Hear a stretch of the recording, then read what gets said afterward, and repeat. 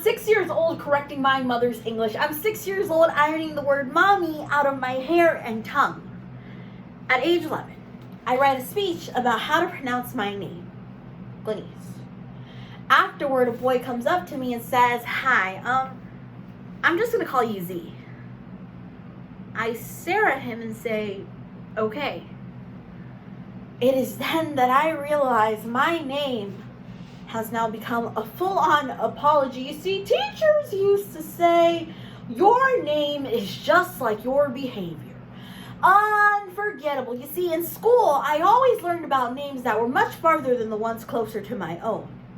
As if Madame, Yamazawa, or Acevedo were too hard to pronounce when it came to Kowalski, Michelangelo, Eisenhower, as if our names were made up of barbed wire stripped from the land that they were meant to conquer in the first place. You see, I like to think of names as orgasms. You see, 2 is great, but you see, 3 is a blessing. Esperanza, Milagro, Aguilera, Gladys, Teresa, Igalo. You see, I like to think of names that shake like they mean business and walk into a room and introduce themselves like, "Hello, mi nombre es Rosario Martinez Lopez. Very nice to meet you, but you can call me Conchita." But don't forget the Ita, eh? You see, I learned about the word honor in 3rd grade. It was in Mr. Ham's class. And I slowly started to learn that I needed to take the word honor and my name and put them together. At 10 years old, I realized nobody could pronounce my name. I guess it's what happens when you realize all your friends happen to be white.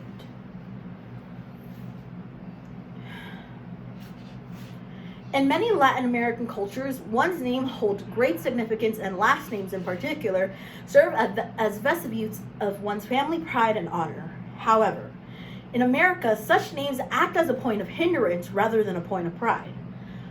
Multiple studies showcase the correlation between Latinx-sounding names and decreased job, housing, and even educational opportunities.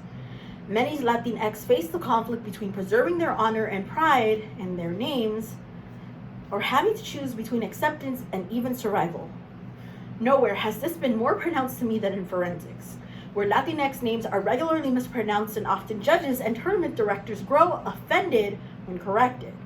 And of all the communities, this should be the main one taking a stand against these microaggressions. So, through the poetry, names by Jessica Salgado and Aman Batran, Unforgettable by George Yamazawa, Pages Madame and Elizabeth Acevedo, For Girls with Long Names by Angelica Maria Aguilera, and How You Say My Name by Zachary Caballero, a poetry program. Because no matter what language my name is in, it shouldn't matter.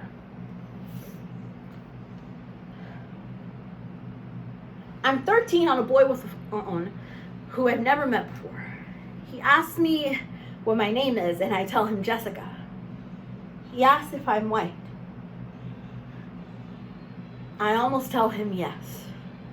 See, I watch the Jessicas of my world swamp their wings around the boys who could never stomach the true meaning of my name. You see, my parents gave me a name that was really simple. They named me Elizabeth. But honestly, I always hated the name Elizabeth because it took me a minute to realize that my name and the word assimilation were almost the same thing. So at 10 years old, I stopped caring about how people pronounced my name. It sounded like white noise, whiteness drowned out. You see, I was afraid to be brown in front of them. I slowly started to realize that every time I asked people and corrected them and told them to say every single syllable in my name, that they were shaving a bit of my honor. I slowly started to realize that whenever I would try to tell them, they would just look at me like I was crazy.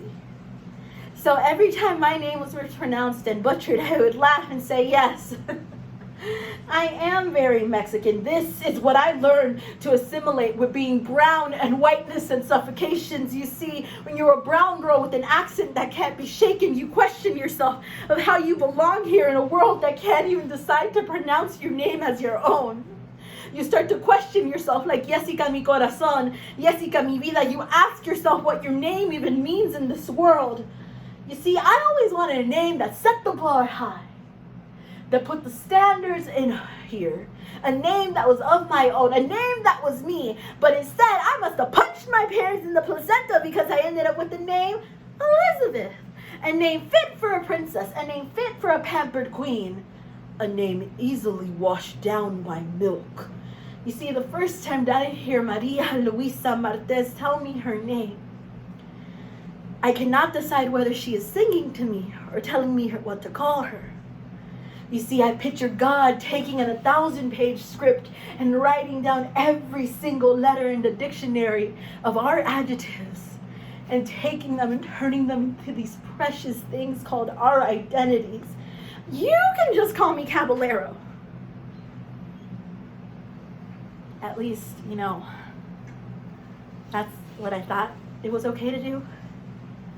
You see, I slowly started to realize that when I wouldn't correct people and tell them to pronounce every single syllable in my name, I was letting them shave the honor out of my name.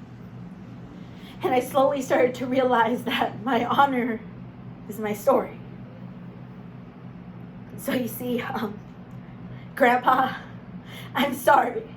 I'm sorry that I never took honor in the name that you gave to my father to give to me. And I'm sorry that I never corrected anyone when it came to saying my name. And I'm sorry that I realized that it's too late and that now I should be correcting people when it comes to saying every single syllable in my name, because I've realized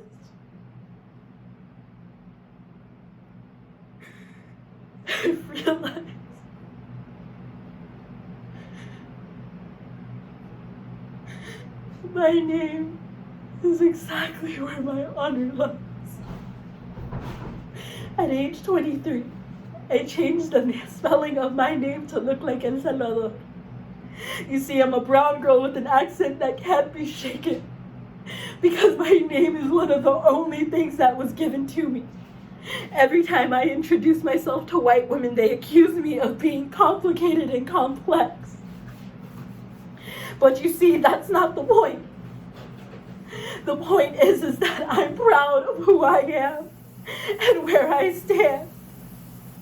Because I'm a brown girl with an accent that can't be shaken. And my name is the only thing that I have to call my own. You see, I want a name that had campesinos uprising and screaming my name. But colonizers decided to take that away because I ended up with the name Liz. You see, it's easy to start things here because in Latin America, our names are where our family pride and honor holds. But you see, in America, it's all about comfortability. It's all about accessibility before our families. So colonizers always choose what's comfortable for them, but never for us in our straight white jacket society. You see, but why? Why should it matter? Because you see, I can't go into every conversation like you speaking my language. My name was the only thing ever given to me. You see, I can't walk into every conversation speaking Spanish and falling in love with the language that I was taught to love from the beginning. So please, I'm asking for one simple thing. Either say my name right or don't say it at all.